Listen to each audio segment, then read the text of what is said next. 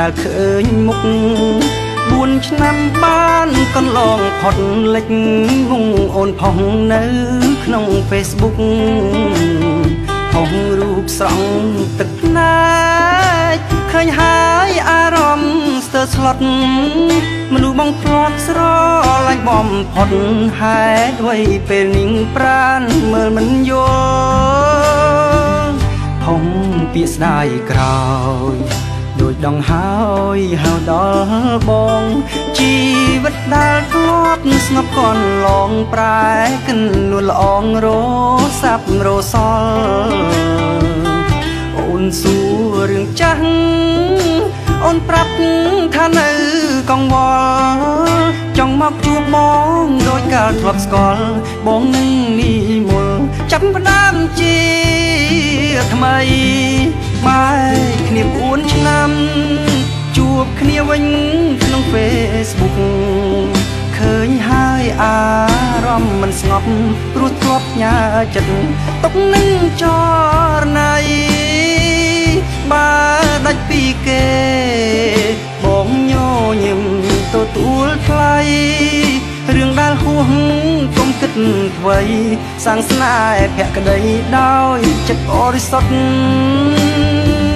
ថ្ងៃណាត់ជួបគ្នាពុំញាបងសែនក្ដួលក្ដុក4 ឆ្នាំបានកន្លងផុតអរគុណ Facebook ឲ្យយើងជួបគ្នារាប់ម៉ឺនពាក្យពេចន៍ដែលចង់ប្រាប់ទៅជីវ៉ាថាស្នេហ៍អូនលុះថ្ងៃមរណាមិនឲ្យចិនដាអូនស្រស់ទឹកភ្នែក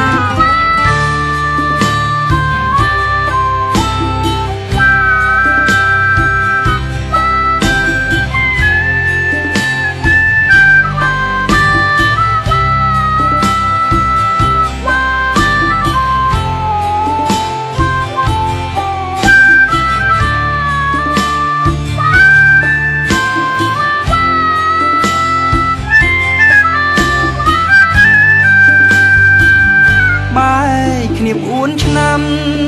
ជួបគ្នាវិញក្នុង Facebook ឃើញហើយអារម្មណ៍មិនស្ងប់ព្រោះធ្លាប់ញ៉ាចិត្តទុកនឹងចរណៃបើដាច់ពីគេបងញញឹមទទួលថ្លៃរឿងដែលហួសកុំគិតអ្វីសាងស្នេហ៍ភក្តីដោយចិត្តបរិសុទ្ធថ្ងៃណាត់ជួបគ្នាពុំញាបងសែនក្ដួលក្ដុក4 ឆ្នាំបានកន្លងផុតអរគុណ Facebook ឲ្យយើងជួបគ្នារាប់ម៉ឺនពាក្យពេចន៍ដែលចង់ប្រាប់ទៅជីវ៉ាថាស្នេហ៍អូនលុះថ្ងៃមរណាមិនឲ្យចិនដាអូ